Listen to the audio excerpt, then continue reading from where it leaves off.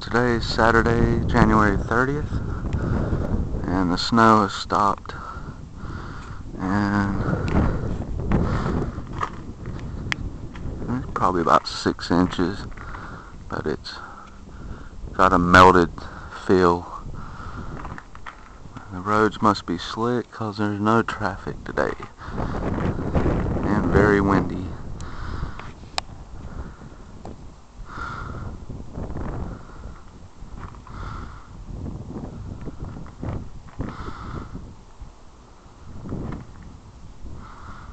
Pretty though. It's about 10 or 11.